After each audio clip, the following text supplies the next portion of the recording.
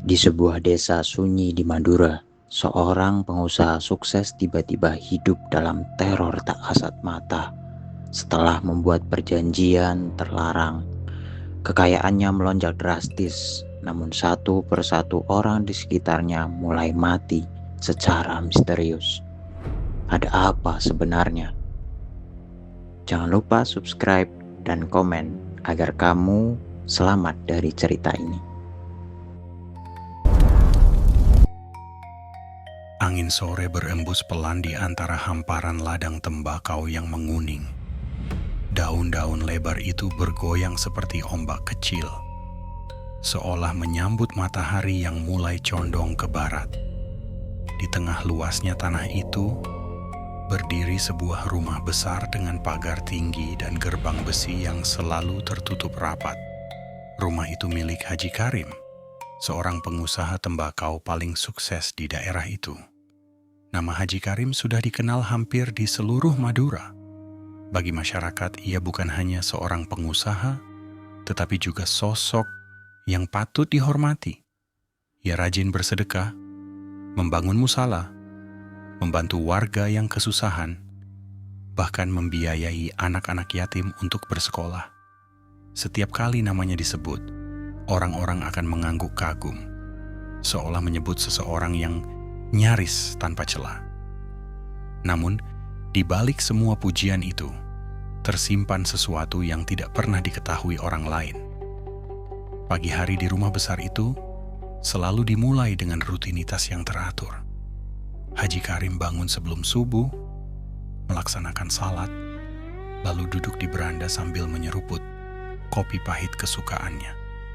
Dari sana, ia bisa melihat ladang-ladang tembakau miliknya yang membentang luas. Tanah itu adalah sumber kekayaannya, sekaligus kebanggaannya. Semakin luas, gumamnya suatu pagi menatap jauh ke arah batas ladang yang samar. Harus lebih luas lagi. Ambisi itu selalu hadir, bahkan di saat ia seharusnya merasa cukup. Kekayaannya sudah lebih dari cukup untuk 7 turunan. Gudang-gudang tembakaunya selalu penuh. Truk-truk pengangkut datang dan pergi tanpa henti. Para pekerja menghormatinya, bahkan sedikit takut padanya. Tapi bagi Haji Karim, semua itu belum cukup. Ia ingin lebih banyak tanah, lebih banyak keuntungan, lebih banyak kekuasaan. Di dalam rumah, istrinya, Bu Salma, sering memperhatikan perubahan sikap suaminya. Dulu, Haji Karim masih sering tersenyum santai, bercanda dengan anak-anak, dan menikmati waktu bersama keluarga. Namun beberapa tahun terakhir, wajahnya lebih sering tegang, matanya tajam, seperti selalu menghitung sesuatu yang tak terlihat. Abah terlalu memaksakan diri, kata Bu Salma suatu malam saat mereka duduk berdua di ruang makan. Bukankah kita sudah cukup? Haji Karim hanya diam sejenak, lalu menggeleng pelan. Cukup itu tidak pernah datang kalau kita berhenti, Salma.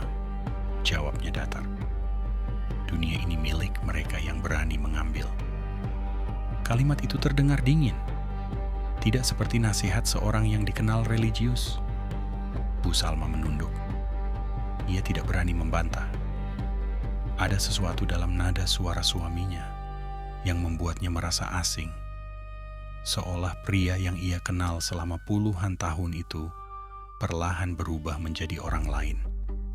Di luar rumah, cerita tentang kesuksesan Haji Karim terus berkembang.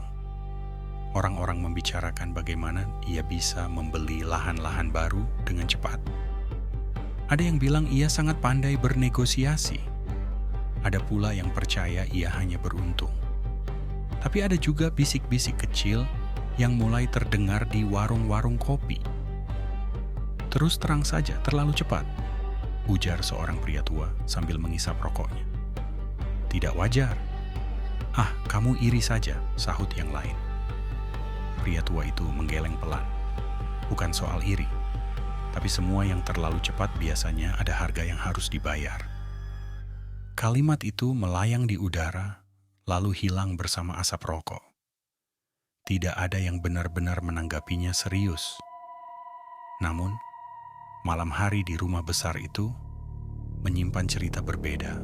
Ketika semua lampu mulai dimatikan dan para pekerja kembali ke rumah masing-masing, Haji Karim sering terjaga sendirian. Ia berjalan perlahan menyusuri lorong-lorong rumahnya yang panjang. Langkahnya bergema pelan di lantai marmer. Di salah satu sudut rumah, ada sebuah ruangan kecil yang jarang sekali dibuka. Bahkan Bu Salma pun tidak pernah diizinkan masuk ke sana. Pintu ruangan itu selalu terkunci, dan kuncinya hanya dipegang oleh Haji Karim. Suatu malam, ia berhenti di depan pintu itu. Tangannya terangkat perlahan, menyentuh gagang pintu. Ada keraguan yang sekilas muncul di wajahnya. Namun hanya sesaat. Ia menarik napas panjang, lalu membuka pintu itu. Di dalamnya gelap. Ia masuk dan menyalakan lampu kecil yang menggantung di langit-langit. Cahaya redup itu memperlihatkan sesuatu yang tidak biasa. Ruangan itu kosong dari perabotan, kecuali sebuah meja kayu tua di tengahnya. Di atas meja, terdapat beberapa benda yang tampak aneh, seikat daun kering, mangkuk tanah liat, dan kain hitam yang terlipat rapi. Haji Karim berdiri diam, menatap benda-benda itu dengan tatapan yang sulit diartikan. Bukan sekadar melihat, tapi seperti mengingat sesuatu yang jauh. "Kau sudah sejauh ini," gumamnya pelan. Tidak ada jawaban, hanya keheningan yang terasa semakin berat. Ia menutup mata sejenak. Di dalam pikirannya, terlintas kembali perjalanan hidupnya. Dari seorang pedagang kecil yang berkeliling desa, hingga menjadi penguasa tembakau yang disegani. Semua itu tidak terjadi begitu saja. Ada usaha, kerja keras, dan sesuatu yang lain. Sesuatu yang tidak pernah ia ceritakan kepada siapapun. Tiba-tiba, angin dingin berembus, entah dari mana. Lampu kecil itu bergoyang pelan. Bayangan di dinding bergerak, menciptakan bentuk-bentuk yang aneh dan tidak wajar. Haji Karim membuka mata. Untuk sesaat, ia merasa seperti tidak sendirian. Namun ia segera menggeleng, mencoba mengusir perasaan itu. "Belum waktunya," katanya tegas, seolah berbicara kepada sesuatu yang tak terlihat. Ia mematikan lampu dan keluar dari ruangan itu, lalu mengunci pintunya kembali. Tapi langkahnya tidak lagi setenang sebelumnya. Ada kegelisahan yang ia sembunyikan, bahkan dari dirinya sendiri. Malam semakin larut. Rumah besar itu kembali sunyi. Di kamar Bu Salma terbangun sesaat.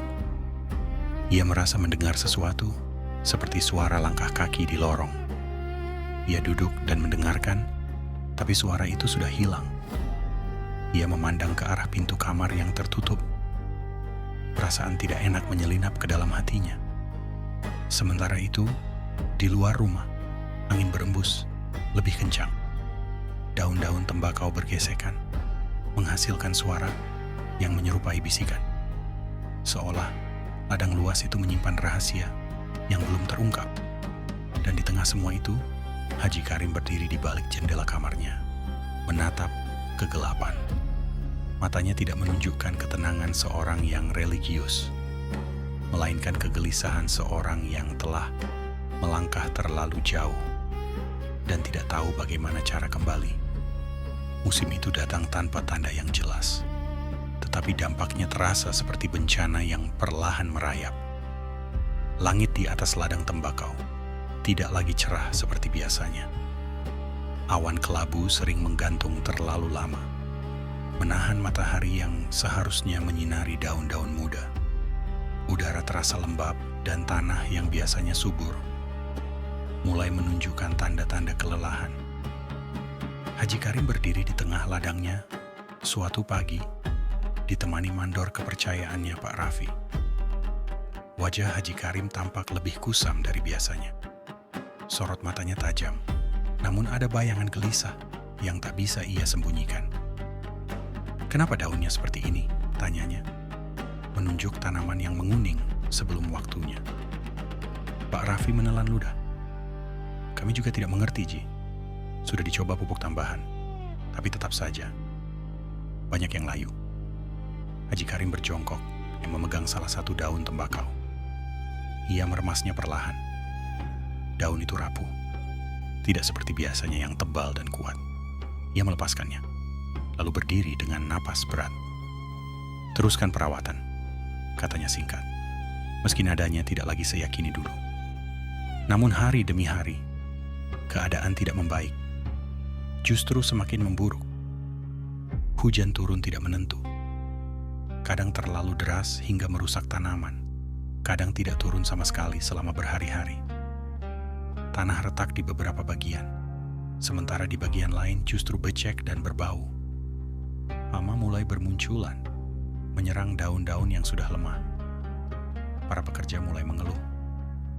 "Baru kali ini saya lihat seperti ini," bisik salah satu buruh kepada temannya. "Seperti tanahnya, tidak mau ditanami lagi." "Jangan bicara sembarangan," sahut temannya cepat. "Nanti kalau didengar orang rumah besar, bisa repot."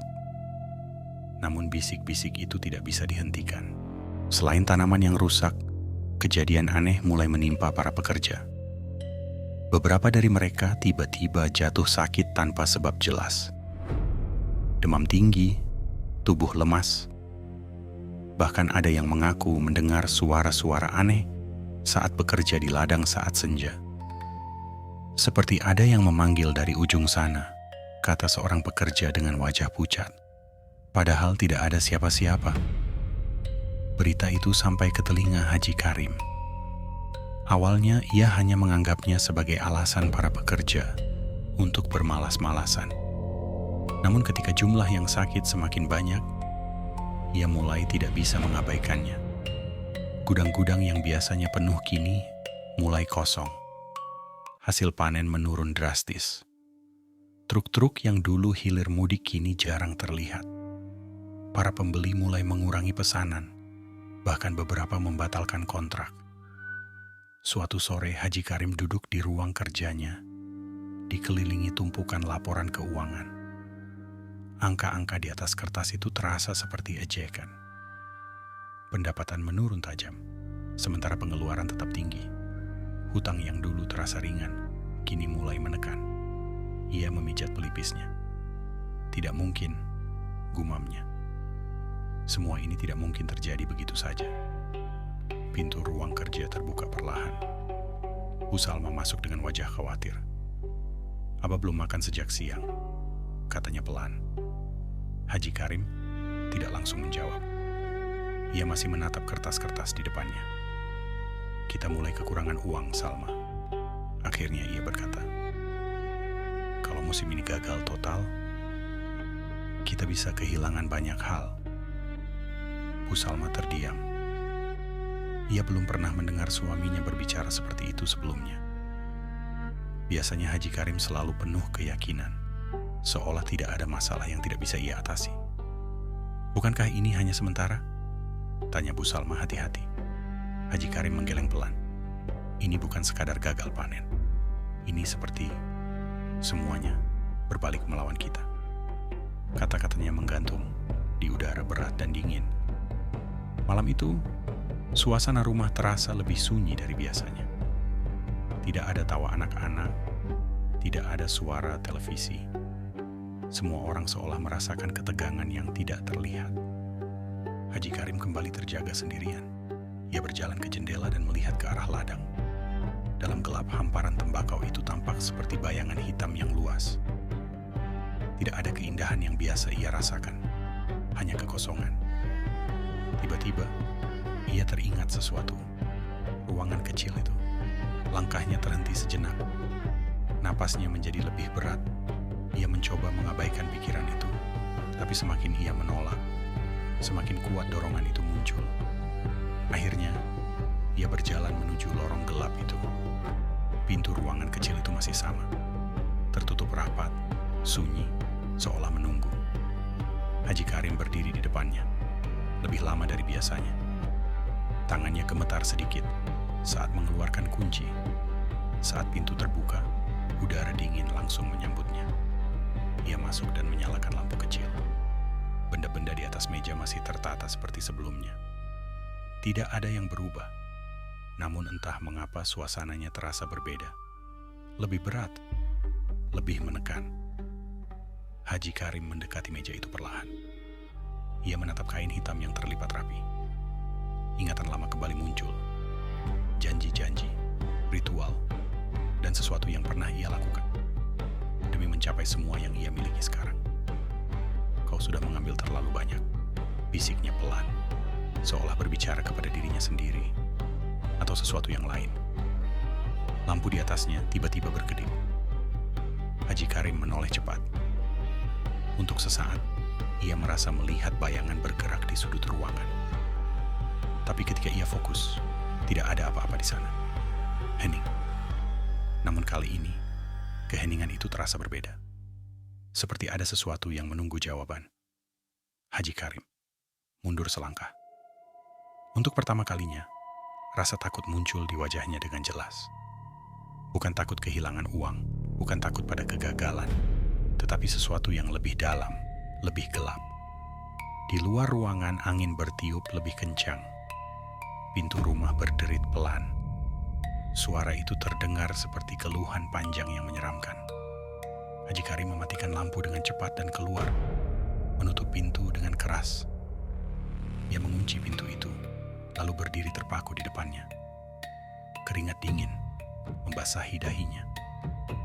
Ini belum selesai, gumamnya. Ia kembali ke kamarnya, tetapi tidak langsung tidur. Ia duduk di tepi ranjang, menatap lantai dengan pikiran yang kacau. Semua yang ia bangun perlahan runtuh. Semua yang ia yakini mulai goyah. Dan di dalam hatinya ia tahu, ini bukan sekadar musim buruk. Ini adalah awal dari sesuatu yang lebih besar. Sesuatu yang perlahan datang untuk menagih. Hujan turun tipis sejak sore, membasahi halaman rumah besar itu dengan aroma tanah basah yang menusuk hidung. Langit kelabu menggantung rendah, seolah menekan segala sesuatu di bawahnya. Di beranda, Haji Karim duduk sendirian, menatap ke arah ladang tembakau yang kini tak lagi menjanjikan. Daun-daunnya tampak kusam, sebagian bahkan sudah rebah ke tanah, seperti kehilangan nyawa. Di tangannya, secangkir kopi sudah dingin sejak lama. Pikirannya tidak pernah benar-benar tenang sejak musim buruk itu datang. Setiap hari laporan kerugian bertambah. Setiap malam tidurnya semakin gelisah. Dan setiap kali ia mencoba mencari jawaban, yang ia temukan hanya kebuntuan. Suara gerbang besi berderit tiba-tiba memecah kesunyian. Haji Karim mengangkat kepala. Jarang ada tamu datang tanpa pemberitahuan, apalagi di saat seperti ini. Dari kejauhan, ia melihat seorang pria berjalan perlahan masuk ke halaman. Sosoknya tampak asing, namun ada sesuatu yang terasa tidak sepenuhnya baru. Langkah pria itu tenang, seolah ia tahu betul kemana ia harus pergi.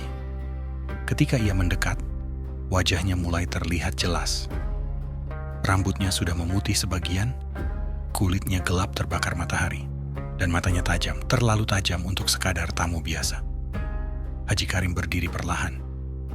"Karim," suara pria itu rendah, namun penuh tekanan. Sudah lama sekali. Haji Karim membeku sesaat. Nama itu, cara pria itu mengucapkannya, membuka kembali sesuatu yang selama ini ia kubur dalam-dalam. "Samsul?" gumamnya, nyaris tidak percaya. Pria itu tersenyum tipis. "Akhirnya kau masih ingat, Samsul." Nama yang tidak pernah lagi ia dengar selama bertahun-tahun. Seorang kenalan lama dari masa mudanya, ketika ia masih bukan siapa-siapa. Mereka pernah berjalan di jalan yang sama, jalan yang keras, penuh cara-cara yang tidak selalu benar. Namun suatu hari mereka berpisah. Haji Karim memilih jalan yang lebih baik, atau setidaknya terlihat lebih baik. Sejak saat itu Samsul menghilang tanpa jejak, dan sekarang ia kembali. "Apa yang kau lakukan di sini?" tanya Haji Karim, mencoba menjaga nada suaranya tetap tenang. Samsul tidak langsung menjawab.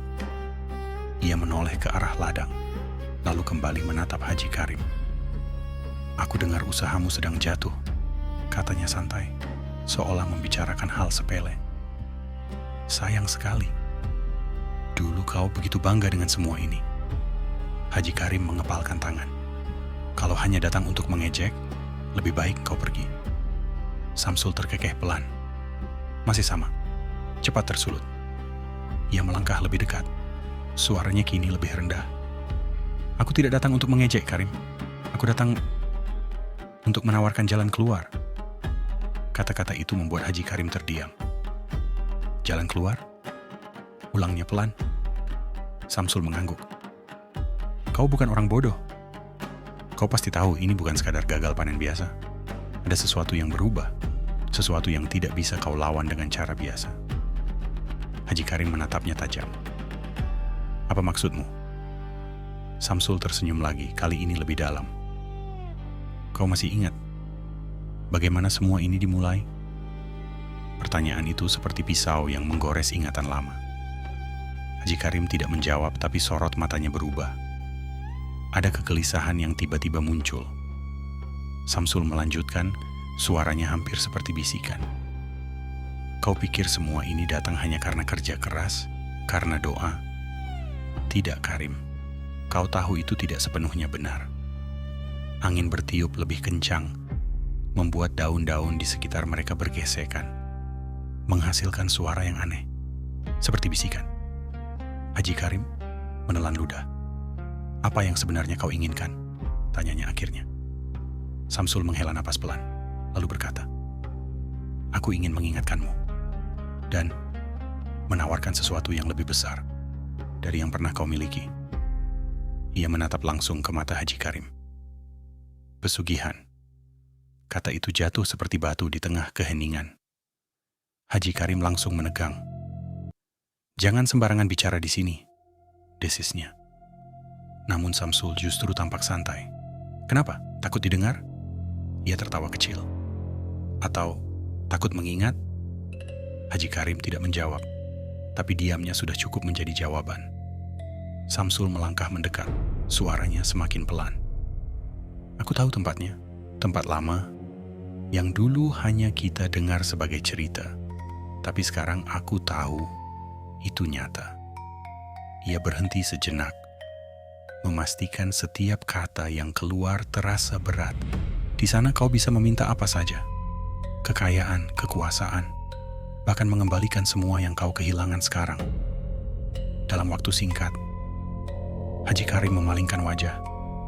Jantungnya berdegup lebih cepat. Tidak ada yang gratis, katanya pelan. Samsul tersenyum tipis. Tentu saja tidak. Selalu ada harga. Tapi bukankah kau sudah terbiasa membayar harga untuk kesuksesanmu? Kalimat itu menghantam tepat di dalam dirinya. Untuk sesaat, tidak ada suara selain hujan yang semakin deras. Aku tidak butuh hal seperti itu, kata Haji Karim akhirnya. Meski nadanya tidak sekuat yang ia harapkan. Samsul tidak langsung membantah. Ia hanya mengangguk pelan, seolah memahami. Baik, katanya. Kalau begitu anggap saja aku tidak pernah datang. Ia berbalik, berjalan perlahan menuju gerbang. Namun sebelum keluar, ia berhenti dan berkata tanpa menoleh. Tapi ingat Karim, kesempatan tidak datang dua kali. Dan apa yang sudah kau miliki sekarang, bisa hilang lebih cepat dari yang kau bayangkan. Gerbang kembali berderit saat ia keluar. Haji Karim tetap berdiri di tempatnya terpaku. Hujan semakin deras. Pakaiannya mulai basah, tapi ia tidak bergerak. Pikirannya dipenuhi oleh kata-kata Samsul. Pesugihan, tempat angker, kekayaan instan. Semua itu terdengar seperti mimpi buruk yang seharusnya ia hindari. Namun di sisi lain, ada sesuatu yang berbisik pelan di dalam dirinya. Suara yang mengatakan bahwa mungkin itu satu-satunya jalan yang tersisa. Malam itu, ia tidak bisa tidur. Ia bolak-balik di atas ranjang. Pikirannya terus berputar. Wajah para pekerja yang sakit, ladang yang rusak, angka-angka kerugian, semuanya muncul bergantian.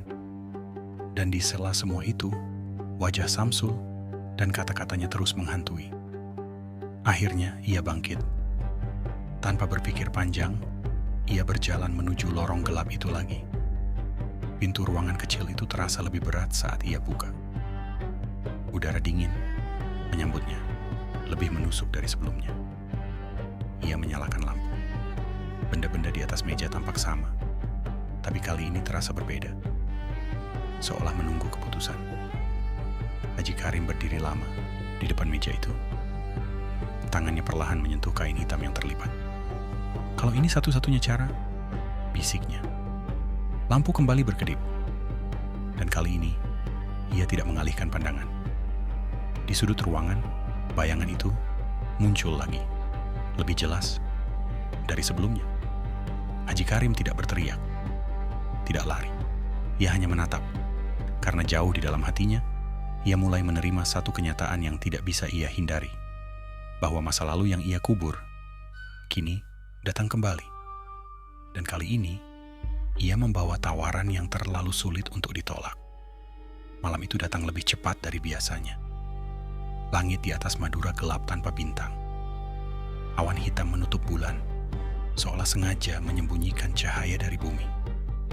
Angin bertiup pelan, membawa hawa dingin yang tidak biasa untuk malam di daerah itu. Di kejauhan, suara anjing melolong panjang, memecah kesunyian yang terasa menekan.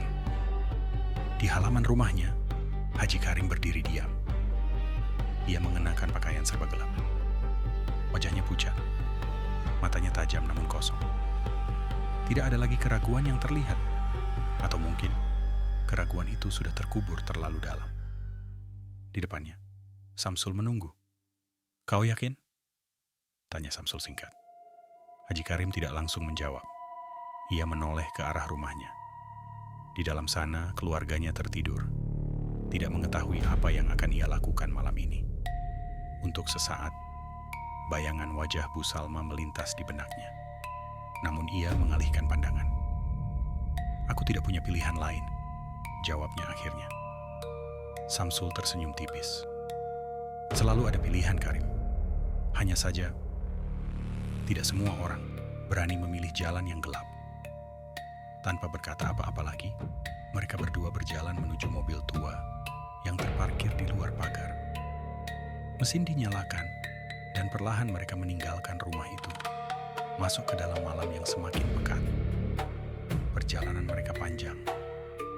Semakin jauh mereka melaju, jalanan semakin sempit. Aspal berubah menjadi tanah berbatu. Lampu-lampu rumah menghilang, digantikan oleh pepohonan tinggi yang berdiri rapat di kiri kanan jalan. Hutan. Mobil akhirnya berhenti di sebuah area terbuka yang nyaris tak terlihat dari jalan. Samsul mematikan mesin. Seketika kesunyian menyelimuti mereka. Tidak ada suara serangga, tidak ada angin, hanya keheningan yang aneh. "Kita jalan dari sini," kata Samsul. Haji Karim turun tanpa bicara. Tanah di bawah kakinya lembab, seperti baru saja diguyur hujan. Bau tanah basah bercampur sesuatu yang amis, samar tapi mengganggu. Mereka berjalan masuk ke dalam hutan. Semakin dalam, suasana semakin berubah. Pepohonan tampak lebih tua, batangnya besar dan berliku, akar-akar menjalar seperti ular yang membeku. Cahaya senter yang dibawa Samsul hanya mampu menembus sedikit dari kegelapan di depan mereka. "Tempat ini," gumam Haji Karim. Samsul menoleh sekilas. Banyak orang tahu, tapi tidak semua berani datang. Langkah mereka akhirnya berhenti di depan sebuah mulut gua. Gua itu tidak besar, tapi cukup untuk dilewati satu orang. Dari dalamnya keluar hembusan udara dingin yang terasa menusuk tulang. Bau lembab dan busuk langsung menyeruak begitu mereka mendekat. Haji Karim ragu sejenak. Namun Samsul sudah lebih dulu masuk. "Kalau kau ingin semua kembali seperti dulu, ikut," suaranya bergema dari dalam. Haji Karim menutup mata sesaat, lalu melangkah masuk. Di dalam gua, gelapnya lebih pekat. Dindingnya basah, tetesan air terdengar jatuh perlahan. Setiap langkah mereka menghasilkan gema yang aneh, seperti ada langkah lain yang mengikuti. Setelah beberapa meter, gua itu membuka ke sebuah ruang yang lebih luas.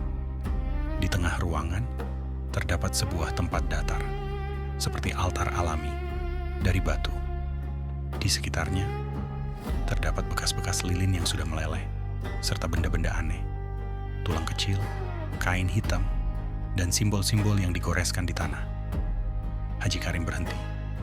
"Ini tempatnya," kata Samsul pelan. Ia mulai menyiapkan sesuatu dari tasnya. Lilin-lilin dinyalakan satu persatu, membentuk lingkaran di sekitar batu itu. Cahaya api kecil itu berkelip, menciptakan bayangan yang bergerak-gerak di dinding gua. Bayangan yang tampak tidak selalu mengikuti bentuk mereka. "Duduk di sana," perintah Samsul, menunjuk ke tengah lingkaran. Haji Karim menurut. Ia duduk bersila di atas batu dingin itu. Jantungnya berdegup keras, tapi ia memaksa dirinya tetap diam. Samsul mulai menggumamkan sesuatu, bahasanya tidak jelas. Bukan bahasa yang pernah didengar Haji Karim sebelumnya. Suaranya rendah, ritmis, seperti mantra yang diulang-ulang. Udara di dalam gua berubah, semakin dingin. Lilin-lilin mulai bergoyang meski tidak ada angin. Haji Karim merasakan sesuatu merambat di kulitnya.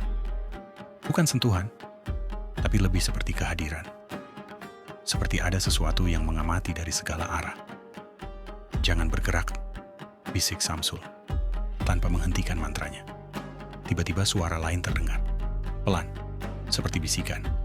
Awalnya hanya satu, lalu bertambah.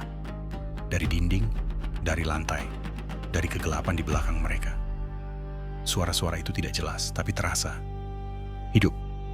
Haji Karim menahan napas. "Kau datang."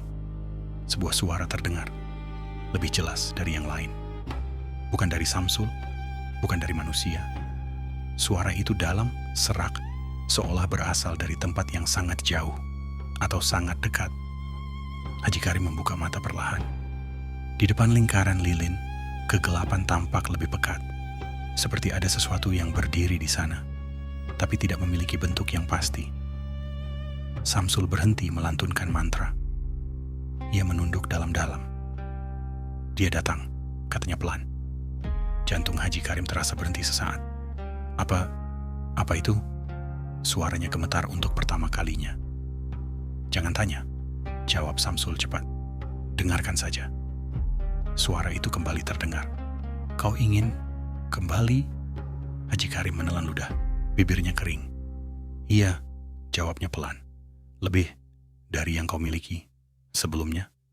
"Iya." Keheningan sesaat. Lalu suara itu berubah menjadi lebih berat. "Ada harga."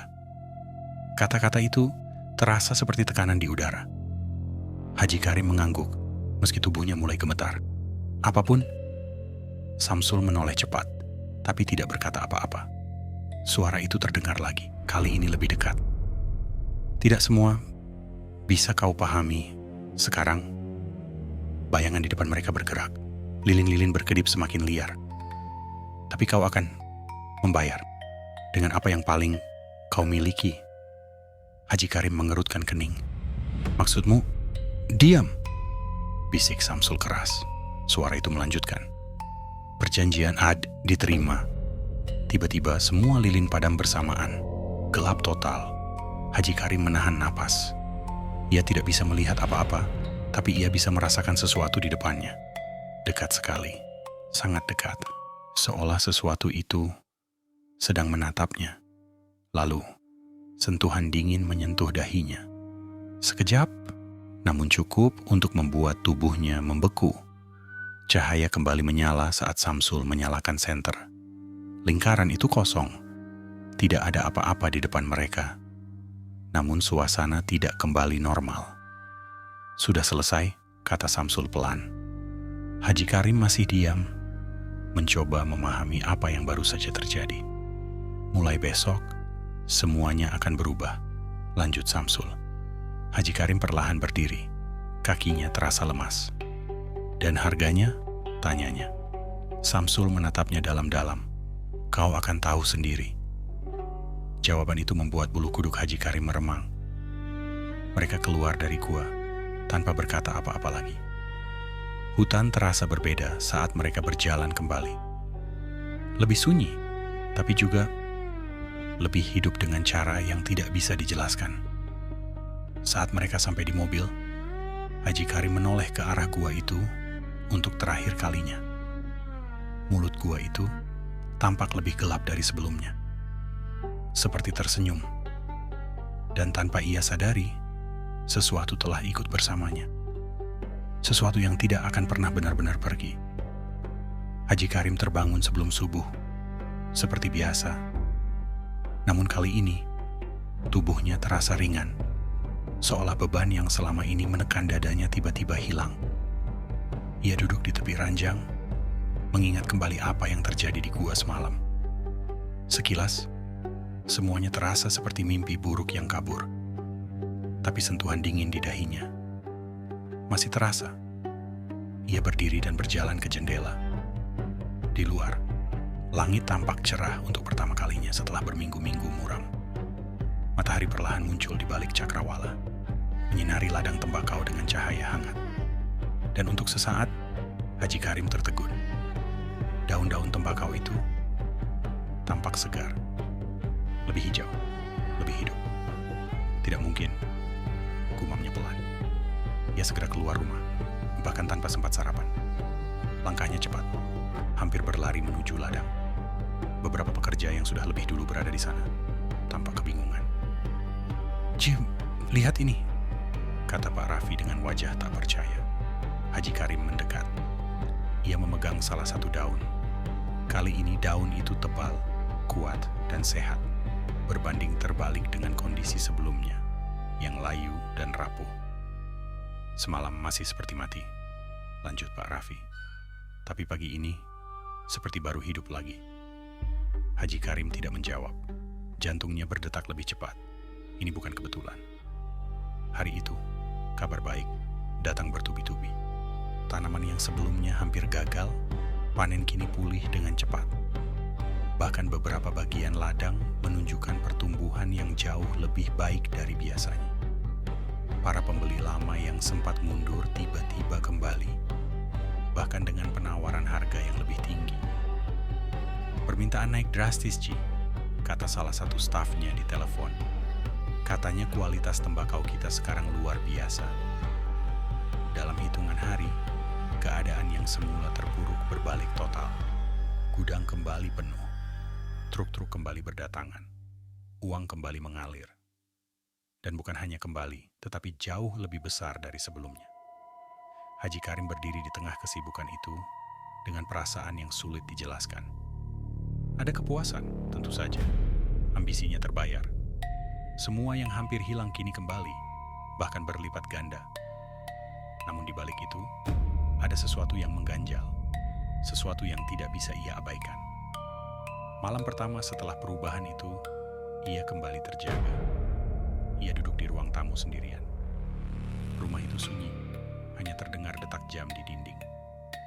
Ia mencoba menikmati keberhasilannya, tapi pikirannya terus kembali ke satu hal, perjanjian itu. "Ada harga," bisiknya pelan, mengingat suara di gua. Ia menggeleng cepat. "Tidak, ini hanya hasilnya, itu saja."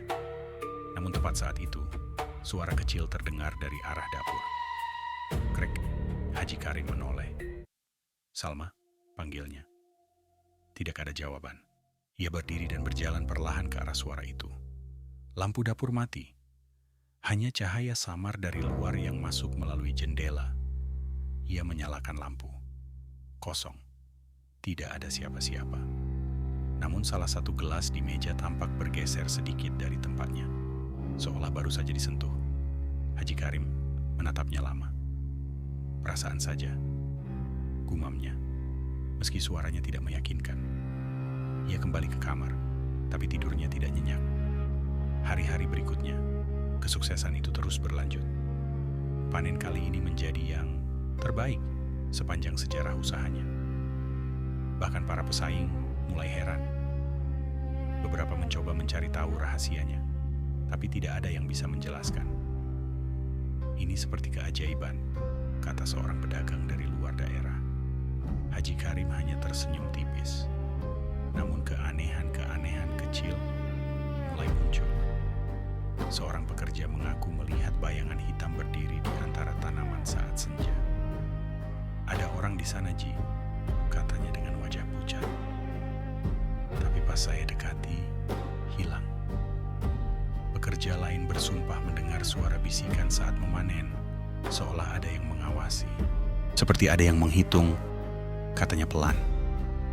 Haji Karim mulai kesal. Jangan buat cerita aneh, bentaknya.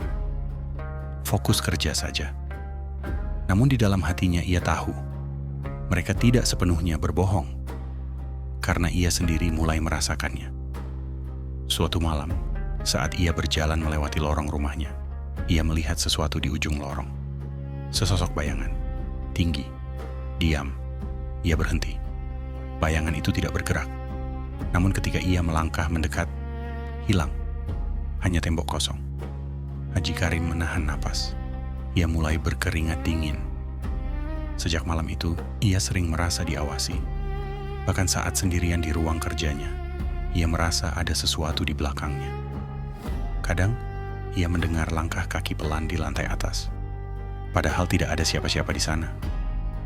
Bu Salma juga mulai merasakan perubahan. Rumah ini terasa lain, katanya suatu malam. Seperti bukan rumah kita lagi. Haji Karim tidak menjawab. Ia hanya duduk diam, menatap lantai. Ia tidak berani menceritakan apa yang sebenarnya terjadi. Suatu malam ia kembali ke ruangan kecil itu. Pintu dibuka perlahan. Udara dingin langsung menyambutnya. Ia menyalakan lampu. Benda-benda di atas meja masih sama. Namun kali ini ada sesuatu yang berbeda. Kain hitam itu terbuka sedikit. Padahal ia yakin tidak pernah menyentuhnya sejak terakhir kali. Haji Karim mendekat dengan hati-hati. Tangannya gemetar saat ia menyentuh kain itu. Saat ia membukanya, ia membeku. Di bawah kain itu, terdapat bekas goresan baru di meja kayu. Garis-garis yang membentuk simbol aneh, seperti tulisan yang tidak ia kenali. Siapa yang masuk ke sini? Bisiknya. Namun jauh di dalam dirinya ia sudah tahu jawabannya. Tidak ada manusia lain yang masuk. Lampu tiba-tiba berkedip. Haji Karim mengangkat kepala. Di belakangnya, suara napas. Pelan. Berat. Sangat dekat. Ia tidak berani menoleh. Tubuhnya kaku. Keringat dingin mengalir di pelipisnya. Aku sudah menepati janjiku. Bisiknya gemetar. Tidak ada jawaban. Namun napas itu masih terdengar. Lebih dekat. Seolah sesuatu berdiri tepat di belakangnya. Lalu, suara itu kembali muncul. Sama seperti di gua. Dalam. Serak. Dan penuh tekanan. Dan aku akan menagih. Lampu padam. Gelap total. Haji Karim menjerit. Namun saat lampu kembali menyala, ia sendirian. Ruangan itu kosong. Tidak ada apa-apa. Namun kali ini ia tidak bisa lagi menyangkal bahwa kekayaan yang ia nikmati sekarang bukan datang tanpa bayaran. Dan sesuatu sudah mulai mengambil bagiannya. Bab 6. Tumbal pertama. Hujan turun sejak dini hari. Bukan hujan biasa. Airnya deras. Berat, seperti jatuh dengan kemarahan. Angin mengamuk di antara ladang tembakau, membuat daun-daun bergesekan keras, menghasilkan suara yang terdengar, seperti jeritan panjang. Di rumah besar itu, Haji Karim terbangun dengan napas terengah. Mimpi itu datang lagi. Ia berdiri di dalam gua, gelap, dingin. Dan di depannya, bayangan itu kembali muncul. Kali ini lebih jelas, lebih dekat. Tidak berbentuk tapi terasa memiliki wajah. Wajah yang menatapnya tanpa mata. Waktunya, suara itu bergema. Haji Karim terbangun dengan keringat dingin, membasahi seluruh tubuhnya. Ia langsung duduk, menatap kosong ke depan. Jantungnya berdetak tidak karuan. Tidak, belum, bisiknya. Namun ketukan keras di pintu kamar membuatnya tersentak. Abah, Abah, itu suara Pak Raffi. Haji Karim berdiri cepat dan membuka pintu. Pak Raffi tampak pucat, napasnya terengah, bajunya basah kuyup oleh hujan. "Ada apa?" tanya Haji Karim tegang. Pak Raffi menelan ludah sebelum menjawab. Joko ditemukan meninggal di ladang."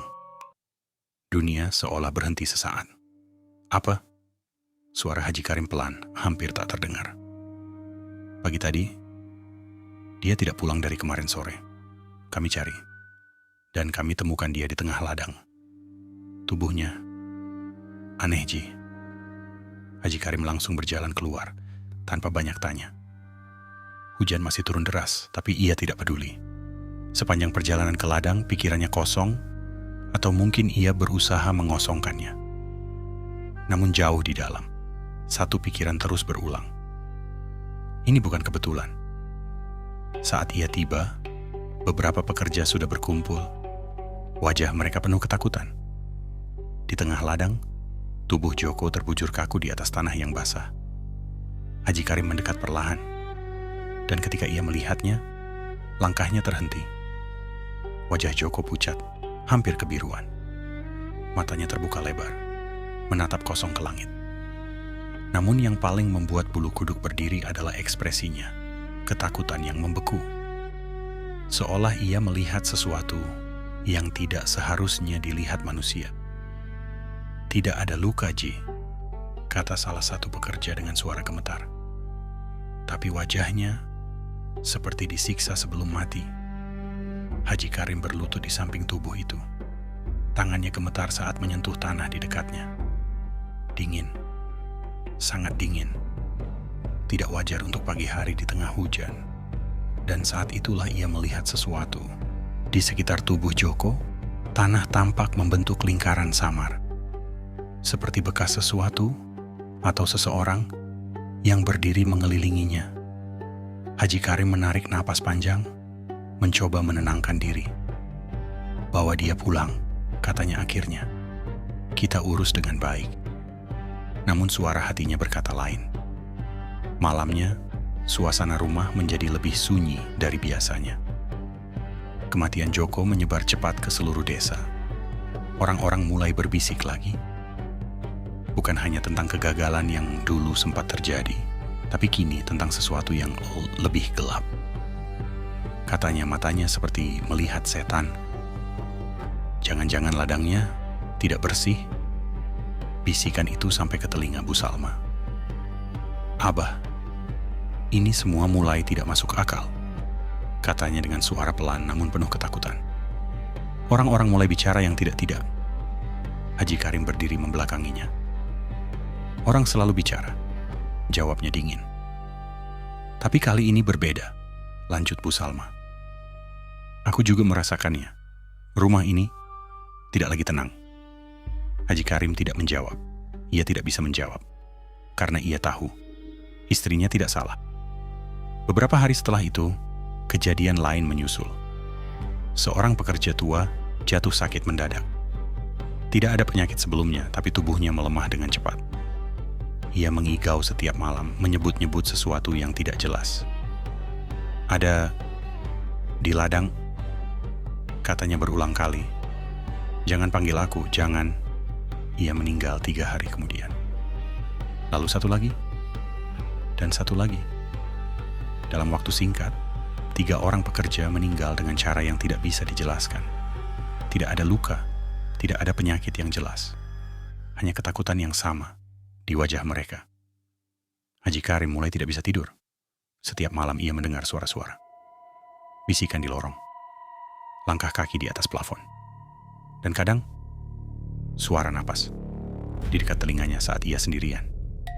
Suatu malam ia terbangun karena suara tangisan. Pelan, seperti anak kecil. Ia membuka mata perlahan. Suara itu berasal dari luar kamar.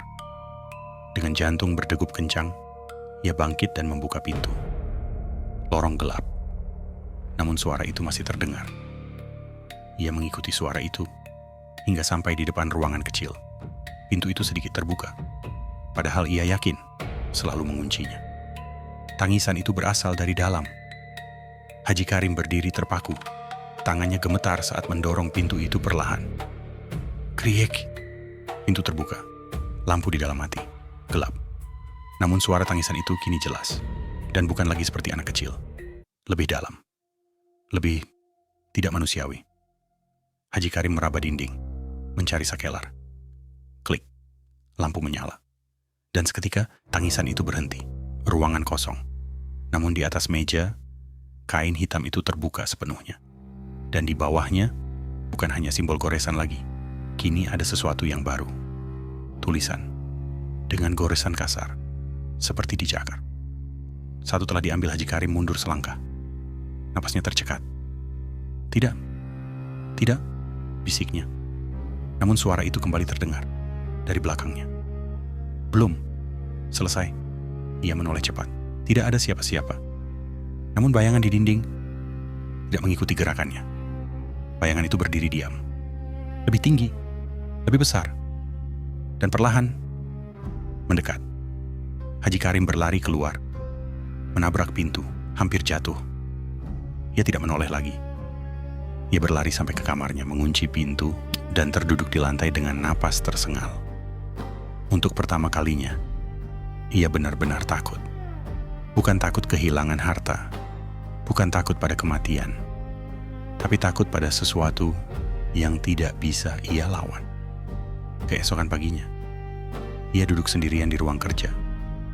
Wajahnya pucat, matanya merah. Ia membuka buku catatan keuangan, tapi tidak bisa fokus. Angka-angka itu kini terasa tidak berarti, karena ia akhirnya mengerti. Ini bukan tentang bisnis lagi, ini tentang perjanjian. Dan harga yang harus dibayar. Ia teringat kata-kata itu, dengan apa yang paling kau miliki. Haji Karim menutup wajahnya dengan kedua tangan. Air matanya jatuh tanpa suara. Ya Allah, apa yang telah aku lakukan? Namun penyesalan itu datang terlambat. Karena di luar sana, di antara ladang tembakau yang kembali subur, sesuatu sedang menunggu. Dan ia belum selesai menagih. Malam tidak lagi membawa ketenangan. Sejak kematian demi kematian itu terjadi, rumah besar milik Haji Karim berubah menjadi tempat yang asing. Dinding-dindingnya yang dulu terasa kokoh kini seperti menyimpan sesuatu. Lorong-lorongnya tidak lagi sunyi, melainkan penuh dengan bisikan yang tidak pernah benar-benar hilang. Dan malam itu menjadi puncaknya. Haji Karim duduk di tepi ranjang, tidak berani memejamkan mata. Lampu kamar dibiarkan menyala terang, namun cahaya itu tidak mampu mengusir rasa dingin yang merayap di kulitnya. Ia tahu, sesuatu sedang mendekat. Detak jam di dinding terdengar semakin keras. Tik, tok, tik, tok. Lalu suara itu kembali. Pelan, hampir seperti napas. Dari bawah ranjang, Haji Karim membeku. Seluruh tubuhnya kaku. Napasnya tertahan. Ia menatap ke arah bawah ranjang, tapi tidak berani menunduk. Suara itu semakin jelas. Seperti seseorang atau sesuatu sedang bernapas tepat di bawahnya. Dan Karim, suara itu memanggil. Bukan dari luar, bukan dari dalam kepalanya, tapi dari sana, dari kegelapan, di bawah ranjangnya. Haji Karim menutup telinganya. Namun suara itu tidak berhenti. Karim. Nada suara itu tidak marah, tidak keras, justru tenang. Dan itulah yang membuatnya jauh lebih mengerikan. Dengan gemetar, ia akhirnya menunduk perlahan. Gelap. Tidak ada apa-apa. Namun tepat saat ia hendak menghela napas, sepasang mata terbuka di dalam kegelapan itu. Menyala samar. Menatap langsung ke arahnya. Haji Karim terlonjak mundur. Jatuh dari ranjang. Ia menjerit, merangkak menjauh. Namun saat ia kembali menoleh, tidak ada apa-apa. Hanya lantai kosong. Napasnya tersengal. Tidak, ini tidak nyata. Gumamnya, suaranya pecah. Namun ia tahu, ini nyata, sangat nyata. Belum sempat ia bangkit, pintu kamarnya bergetar. Krek, krek. Seolah ada yang mencoba membukanya dari luar. Salma? Teriaknya, berharap itu hanya istrinya. Tidak ada jawaban. Getaran itu semakin keras. Brak, brak. Siapa di luar? Teriaknya lagi. Lalu, sunyi. Tiba-tiba berhenti. Haji Karim mendekat perlahan ke pintu. Tangannya gemetar saat menyentuh gagang. Ia membuka pintu sedikit. Lorong kosong. Gelap. Namun di ujung lorong, seseorang berdiri, tinggi, hitam, tidak bergerak, tidak memiliki wajah, hanya bayangan yang lebih gelap dari gelap itu sendiri. Haji Karim tidak bisa bergerak. Bayangan itu perlahan mengangkat kepalanya. Dan meskipun tidak memiliki mata, ia tahu itu sedang menatapnya. Lampu lorong berkedip. Sekejap terang, sekejap gelap. Dan setiap kali gelap datang, bayangan itu semakin dekat. 1 langkah, 2 langkah, 3 langkah. "Jangan," bisik Haji Karim. Namun kakinya tidak bisa mundur. Saat lampu menyala lagi, bayangan itu sudah berada tepat di depan pintu. Dekat sekali. Begitu dekat hingga Haji Karim bisa merasakan hawa dingin darinya. Lalu suara itu terdengar lagi. Lebih jelas. Lebih berat. "Waktumu. Hampir." Lampu padam. Gelap total. Haji Karim menjerit dan membanting pintu. Ia menguncinya, lalu mundur hingga menabrak dinding. Tubuhnya gemetar hebat. Ia tidak tahu berapa lama ia duduk di sana. Menangis, menunggu, takut. Hingga akhirnya ia tidak sadar tertidur dalam ketakutan. Namun tidurnya bukanlah istirahat. Ia kembali ke gua. Tempat itu, lingkaran lilin, batu dingin. Semuanya sama seperti malam perjanjian. Namun kali ini, ia tidak sendirian. Di sekelilingnya, berdiri sosok-sosok. Banyak, semua diam, semua menghadapnya. Dan ketika ia melihat lebih dekat, itu adalah wajah-wajah yang ia kenal. Joko, pekerja tua itu, dan yang lainnya. Mata mereka terbuka, kosong, kulit mereka pucat. Namun semuanya tersenyum, perlahan, tidak wajar. "Kenapa?" Suara Haji Karim bergetar. Mereka tidak menjawab, hanya menunjuk ke arah belakangnya, dengan gerakan serempak, pelan. Dan ketika Haji Karim menoleh, ia melihat sesuatu yang jauh lebih besar dari sebelumnya. Bayangan itu kini memiliki bentuk, tinggi, membungkuk, seolah terdiri dari kegelapan itu sendiri. Dan di wajahnya tidak ada apa-apa, kosong. Namun dari kekosongan itu keluar suara. "Kau ingat janjimu?" Haji Karim jatuh berlutut. "Ampun, aku tidak tahu. Aku tidak tahu." Suara itu mendekat. Setiap langkahnya membuat tanah bergetar. "Kau tahu?" Tiba-tiba tangan-tangan dingin muncul dari tanah, memegang kaki Haji Karim. Menariknya, ia menjerit, mencoba melawan, tapi semakin ia melawan, semakin kuat tarikan itu. "Ini bukan yang aku mau," teriaknya. Namun suara itu menjawab dengan tenang. "Kau yang memilih." Dalam sekejap, semua gelap. Haji Karim terbangun dengan jeritan keras. Ia kembali di kamarnya. Namun sesuatu tidak benar. Dinding kamarnya berubah. Lebih gelap, lebih lembab, seperti dinding gua. Ia menoleh ke sekeliling. Lantai rumahnya berubah menjadi tanah. Lampu di atasnya bergoyang seperti lilin. Dan di sudut kamar, sosok itu berdiri lagi. Kali ini, tidak menghilang, tidak berpindah. Ia tetap di sana, nyata. Dan perlahan, melangkah mendekat. Haji Karim mencoba berdiri, tapi kakinya lemas. "Pergi," bisiknya lemah. Namun sosok itu terus mendekat. Sampai akhirnya, ia berhenti tepat di depan Haji Karim. Dan untuk pertama kalinya, sesuatu muncul di wajahnya. Sebuah garis, seperti senyuman, yang perlahan terbuka. Dari dalamnya, keluar suara jeritan. Puluhan, ratusan. Seperti suara semua orang yang telah diambil. Haji Karim menutup telinganya, menjerit sekuat tenaga. Namun suara itu menembus segalanya, masuk ke kepalanya, menghancurkan pikirannya. Dan di tengah semua itu, suara itu kembali terdengar. Paling jelas, paling dekat. Ini baru permulaan. Dan saat itu, Haji Karim sadar. Teror ini tidak akan berhenti. Tidak malam ini, tidak besok, tidak pernah. Karena apa yang ia undang kini telah menjadi bagian dari hidupnya selamanya. Tumbal, jiwa. Lanjutnya, ruangan itu terasa semakin sempit. Awalnya, ia mengambil dari sekitarmu, kata ustaz itu. Orang-orang yang bekerja untukmu. Orang yang dekat dengan ladangmu. Itu sebabnya para pekerjamu yang pertama kali pergi. Haji Karim merasakan napasnya semakin berat. Dan setelah itu, tanyanya pelan. Ustaz itu tidak langsung menjawab. Ia menatap Haji Karim lama, seolah ragu untuk melanjutkan. Namun akhirnya ia berkata juga. Setelah itu, ia akan mendekat. Mendekat ke hidupmu, ke rumahmu, ke keluargamu. Haji Karim langsung berdiri. Tidak. Suaranya meninggi. Jangan bicara sembarangan. Ustaz itu tetap tenang. Kau yang datang kepadanya, Karim, katanya pelan. Kau yang membuka pintu itu. Sekarang, ia akan masuk sepenuhnya. Haji Karim mundur selangkah. Kepalanya terasa berputar.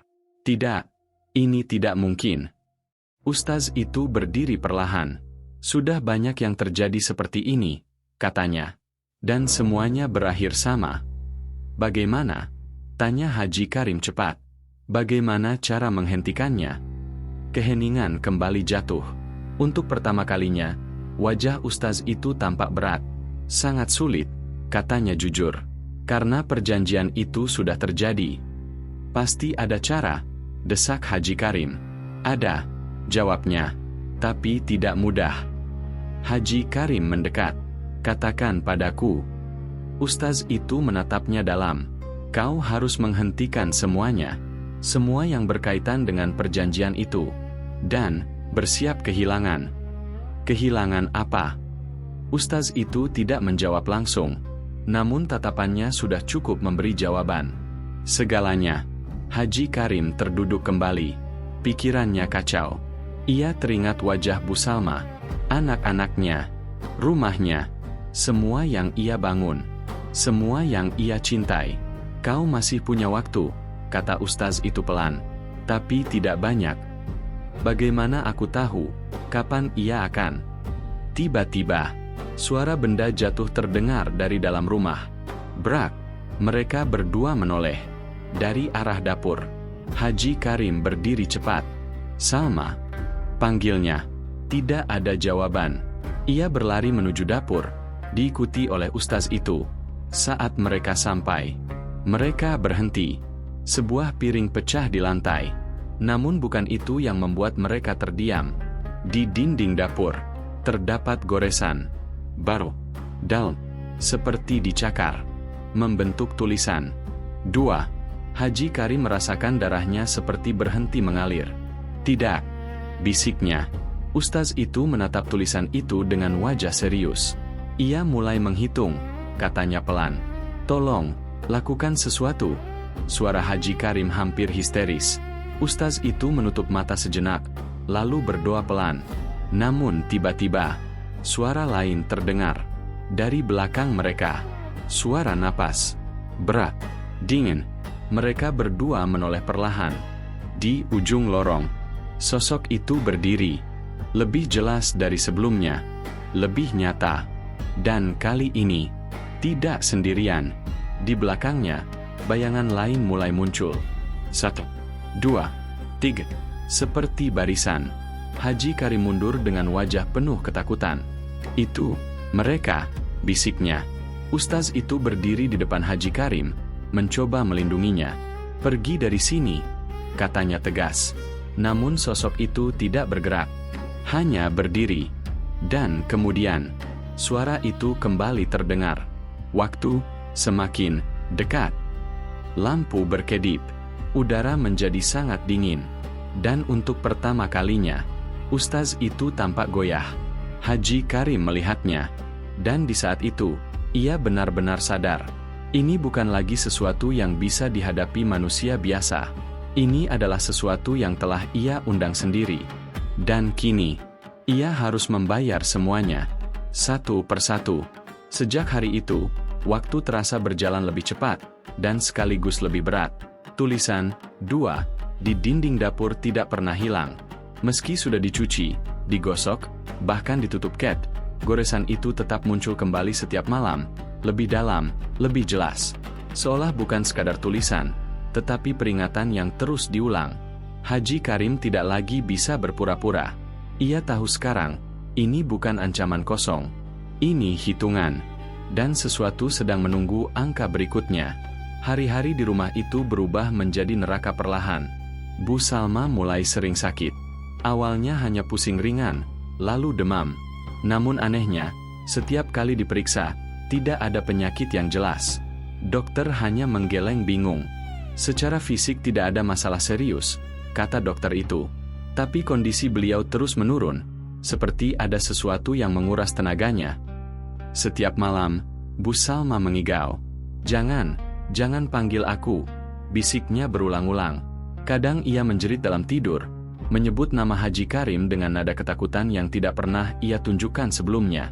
Haji Karim hanya bisa duduk di samping ranjang, menggenggam tangan istrinya yang semakin dingin. Air matanya jatuh tanpa suara. Maafkan aku, bisiknya. Namun tidak ada jawaban. Di luar rumah, bisnisnya justru semakin melesat. Panen berikutnya bahkan lebih melimpah dari sebelumnya. Harga tembakau melonjak tinggi di pasar.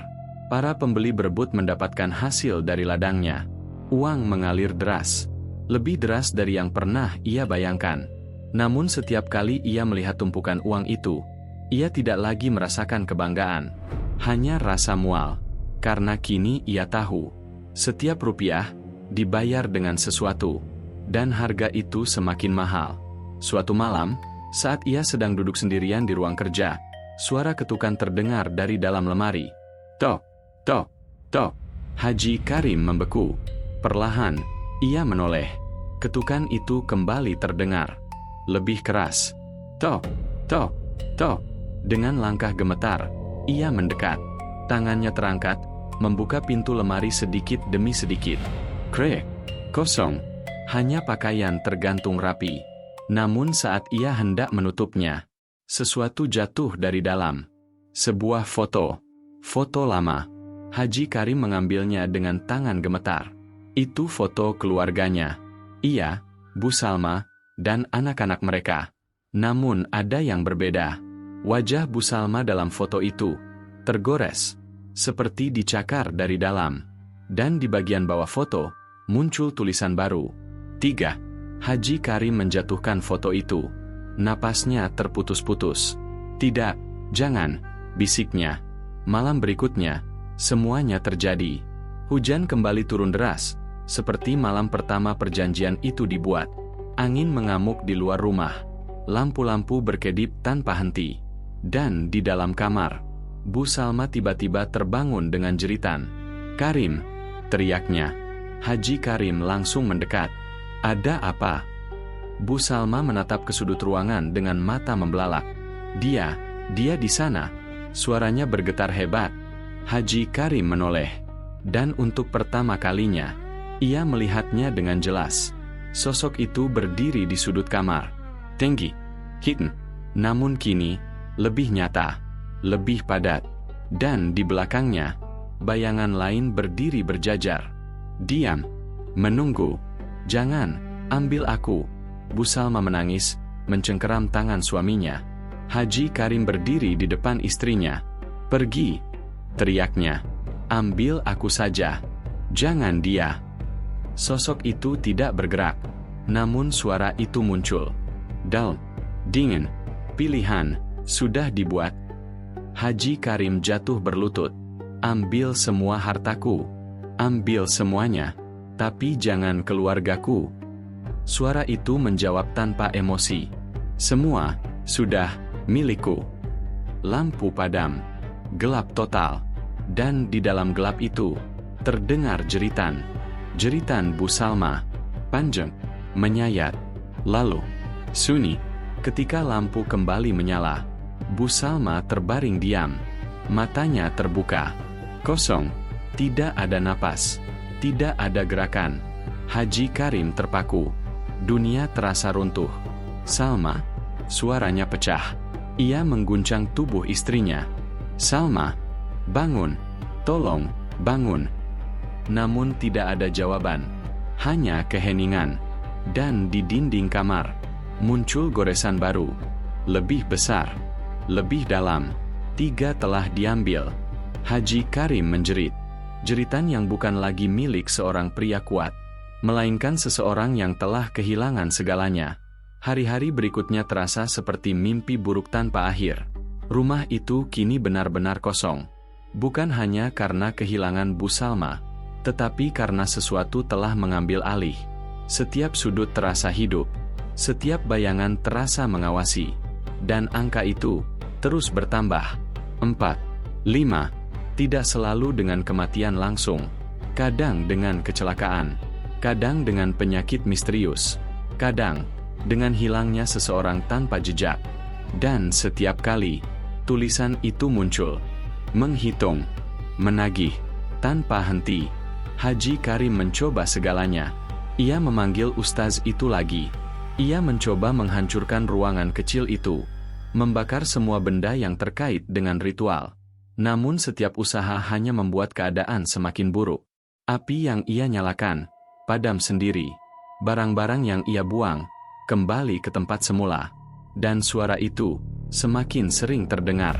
Tidak bisa dihentikan. Suatu malam, ia berdiri di tengah ladang. Hujan turun deras. Ia menatap ke arah tanah yang dulu ia banggakan.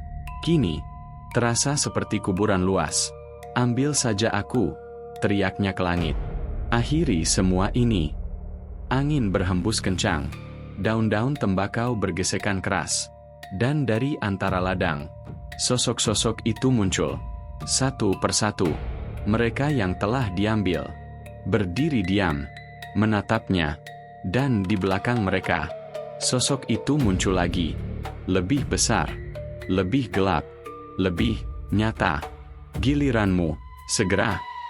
Haji Karim jatuh berlutut di tanah basah. Air mata bercampur hujan. Tubuhnya gemetar. Ia akhirnya mengerti. Tidak ada jalan keluar. Tidak ada pengampunan. Karena apa yang ia minta, kini telah menjadi kutukan. Dan kekayaan yang dulu ia banggakan, telah berubah menjadi sumber kehancuran yang tak terhindarkan. Semuanya akan diambil. Bab 10. Balasan yang mengerikan. Tidak ada lagi siang dan malam bagi Haji Karim. Waktu kehilangan maknanya. Sejak kematian Bu Salma, rumah besar itu berubah menjadi bangunan kosong yang hanya diisi oleh bayangan dan gema masa lalu. Tawa anak-anak yang dulu mengisi lorong kini hanya tersisa sebagai ingatan yang menyakitkan. Setiap sudut rumah itu seperti menyimpan jejak kehilangan. Dan angka itu terus muncul. Di dinding, di kaca, di lantai. Kadang tergores, kadang muncul seperti bayangan. 6, 7. Tidak ada lagi yang bisa ia lakukan untuk menghentikannya. Haji Karim tidak lagi keluar rumah. Ia jarang makan. Jarang tidur. Wajahnya berubah drastis, pucat, kurus, matanya cekung dan merah seperti tidak pernah beristirahat. Janggutnya tumbuh tidak terurus. Pakaiannya kusut. Orang-orang desa mulai menjauh. Rumah itu sudah tidak bersih. Haji Karim sudah berubah. Tidak ada lagi yang berani mendekat, bahkan untuk sekadar membantu. Ia benar-benar sendirian. Suatu malam, ia duduk di ruang tengah, dikelilingi tumpukan uang. Uang itu berserakan di lantai. Rupiah demi rupiah yang dulu ia kejar dengan penuh ambisi, kini tidak berarti apa-apa. Ia mengambil segepok uang dan melemparkannya ke udara. Kalian ini penyebabnya, bisiknya. Uang itu jatuh perlahan di sekelilingnya. Namun saat ia melihat lebih dekat, warna uang itu berubah. Bukan lagi merah, bukan lagi hijau, melainkan gelap, seperti hangus. Dan saat ia menyentuhnya, teksturnya bukan kertas, melainkan sesuatu yang lembab, seperti kulit. Haji Karim menjerit dan menjatuhkan semuanya. Ia mundur, napasnya terengah. Tidak, ini tidak nyata. Namun suara itu kembali terdengar, lebih dekat dari sebelumnya. Semua milikku. Malam itu, ia akhirnya mengambil keputusan. Ia tidak bisa membiarkan ini berlanjut. Dengan sisa tenaga yang ia miliki, ia keluar dari rumah. Hujan turun lagi. Seolah malam selalu memilih hujan untuk menyaksikan penderitaannya. Ia berjalan tanpa arah, namun langkahnya membawa dirinya ke satu tempat. Hutan itu, gua itu, tempat semuanya dimulai. Perjalanan itu terasa lebih panjang dari sebelumnya. Pepohonan tampak lebih rapat, lebih gelap, lebih hidup, seolah seluruh hutan menyadari kehadirannya. Dan kali ini, ia tidak ditemani Samsul. Ia benar-benar sendirian. Namun ia tahu, ia tidak benar-benar sendiri. Saat ia tiba di depan mulut gua, langkahnya terhenti. Gua itu tampak berbeda, lebih besar, lebih gelap, seolah membuka diri, menunggu. Haji Karim menatapnya lama. Air hujan membasahi wajahnya, bercampur dengan air mata. "Ini salahku," bisiknya. Dengan langkah berat, ia masuk. Di dalam gua, udara terasa jauh lebih dingin dari sebelumnya. Setiap langkahnya bergema. Namun kini, gema itu tidak sendiri. Ada langkah lain. Mengikuti. Tepat di belakangnya. Ia tidak berani menoleh. Ia sampai di ruang utama. Lingkaran itu masih ada. Batu itu masih di tengah. Namun sekarang, tidak ada lilin, tidak ada cahaya, hanya kegelapan, dan suara napas. Banyak, dari segala arah. "Kau kembali." Suara itu muncul lagi. Lebih jelas, lebih dalam, lebih menguasai. Haji Karim jatuh berlutut. "Ambil aku," katanya. "Hentikan semuanya. Aku mohon." Keheningan. Lalu, terlambat. Tanah di bawahnya bergetar. Dari kegelapan, sosok itu muncul. Lebih besar dari sebelumnya. Kini tidak lagi seperti bayangan, melainkan sesuatu yang nyata. Namun tetap tidak memiliki bentuk yang bisa dipahami. Di sekelilingnya, sosok-sosok lain muncul. Para korban, Joko, pekerja-pekerja, dan Bu Salma. Mereka berdiri diam, mata kosong, namun tersenyum. Haji Karim menangis. "Maafkan aku, semua salahku." Ia mencoba mendekati Bu Salma.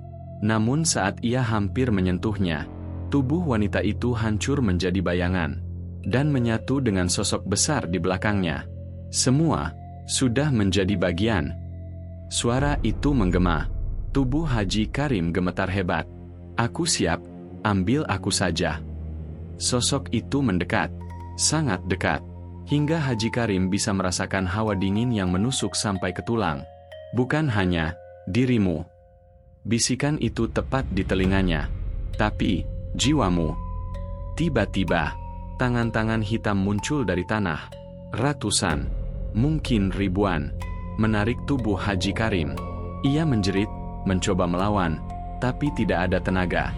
"Tolong, ampun, tolong." Namun tidak ada yang datang. Tidak ada yang mendengar.